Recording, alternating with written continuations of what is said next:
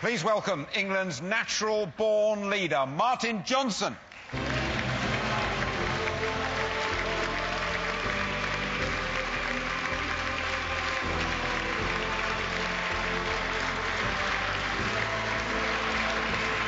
Martin, no matter how many times you see those images, it always gets a massive round of applause, and it also gets the hairs going up on the back of most people's necks. Yours too? It's difficult. You see it so many times on these occasions, but I think for the players, I think we remember the whole experience and not just the tournament, but the whole build-up. Because a lot of us, we've been there for a long, long time in the England squad, and Will's here tonight and Neil.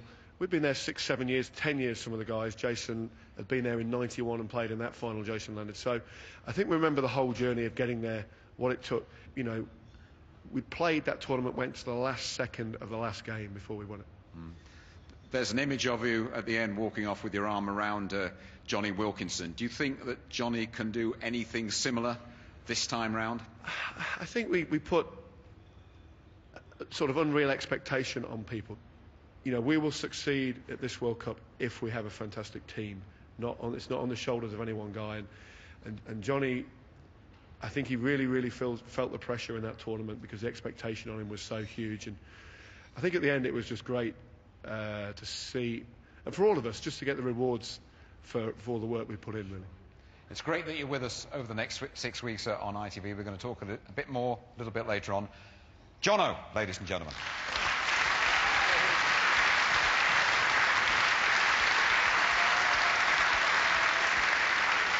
The tournament starts again on Friday, and you won't miss a thing on ITV.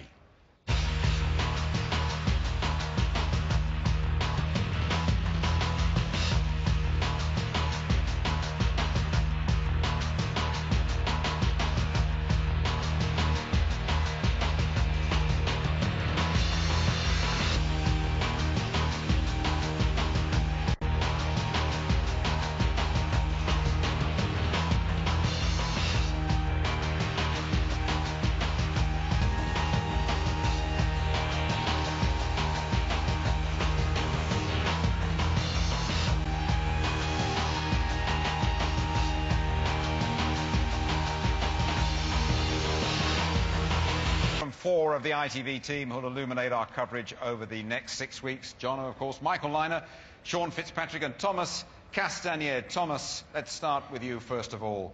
The hosts, Les Bleus. About time you won this thing, isn't it? I hope. Well, as Francois said, and he knows that more than anybody else, you know, having the crowd behind you is something special. There's lots of hopes, lots of expectation in France, and we feel that it's now or never. So I hope we're going to win it. Well, someone out there agrees with you anyway. Sean, we've spoken before, we've shared studios before when the All Blacks have flattered and failed, and you always give me a very steely look when I point those things out to you, but this time round, surely it's in the bag for you, isn't it? Well, I certainly hope so, and especially standing next to this gentleman next to me here. But yeah, I think this is their chance, as Buck said, and being past All Blacks, I'm hugely proud of the way they're prepared. This is the first time in probably the history of the All Blacks that we've had a team that's actually prepared for a World Cup. 3 years out, we had Graham Henry given the brief to bring home the World Cup. It's been 20 years, and it's about bloody time we won the World Cup.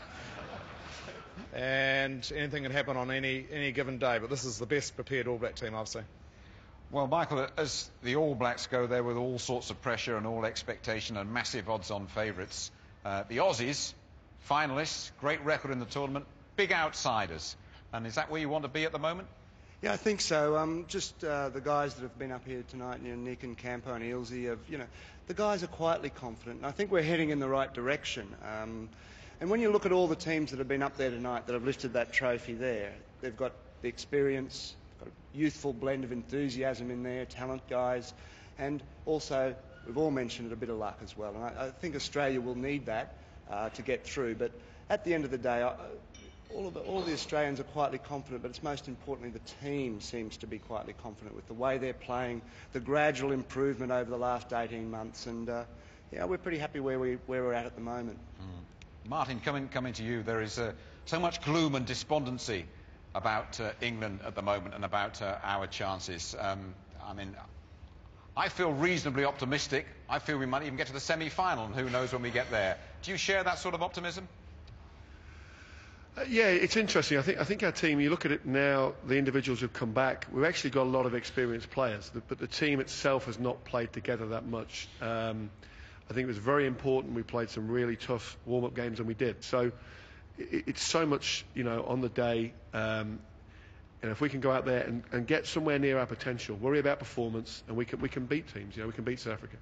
All four of you, who is going to win this Rugby World Cup? Thomas, you first. I would say France, because as I said, and I hope the English crowd will cheer for France too. Like in '99. You can always hope. Sean. Surprisingly, the All Blacks. But there's so much expectation. When you go through the World Cups, in '87 we were so far ahead of everyone else. '91 we were a bunch of arrogant sides and we got tipped over. '95 we were beaten by a stronger team. '99 complacency. 2003 complacency again, and that definitely won't be an issue this time. Michael? I think if the All Blacks can overcome the expectations of the nation and themselves and the pressure they've put on themselves in terms of trying to win this thing, they're the best team at the tournament, like England were in 2003. They're the best team going into this tournament, and I think they'll just pip France in the final. Last word, Martin. I think Michael's entirely right. If you played the tournament 10 times, New Zealand would win 7 or 8 of them. If anyone deserves it, it's the All Blacks for the way they've played over the last 3 or 4 years. But I'd love to see, if England can't get there and win it, the French team produce one of those great performances again and win it in France. That would be a great thing. Thank you. We're going to have some fascinating conversations over the next 6 weeks. Gentlemen, thank you very much indeed. Thank you. Right, we're going to round off our evening here at Old Billingsgate by revealing the Heineken Dream Rugby World Cup 15. Over the last month, thousands of you have voted via the Daily Telegraph and the ITV website, itv.com, for your all-time greatest team. The calculations have been made, and this is how they line up. In the front row, England's Jason Leonard, whose world record for international appearances has only just been bettered by George Gregan. At hooker, Sean Fitzpatrick, who played in 3 World Cups for New Zealand. Completing a formidable front three, Oz Durant, a World Cup winner in '95. He's still there in the box squad this time round. There could only be one captain and a team voted for in the UK. England and British Lions leader Martin Johnson polled 1,200 votes. Alongside him, John Eales of Australia, a 2-times winner of the World Cup. England's Richard Hill, that most versatile of forwards, could play anywhere in the back row. You put him at number 6. Michael Jones scored the first try in the inaugural World Cup. Now the former All Black coaches Samoa.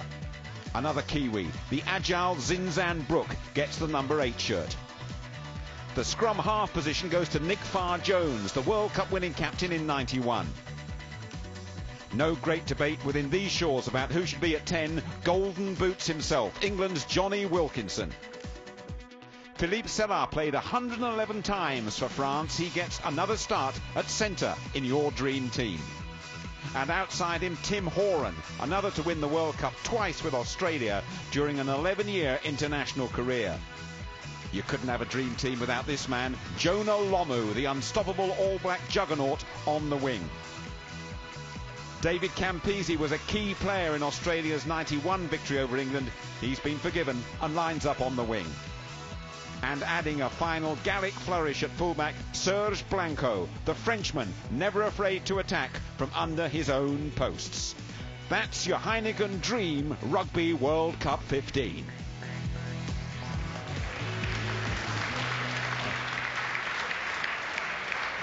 Martin, we're in dreamland, aren't we? But how would you fancy leading out that team and, again, dreaming all of them in their prime? Yeah, it's pretty impressive. I mean, it's quite an amazing lineup when you see it. And with a few exceptions, you could pick another World 15 volley equally as good from the players that missed out, and there's some of them in this room. But I think as a captain,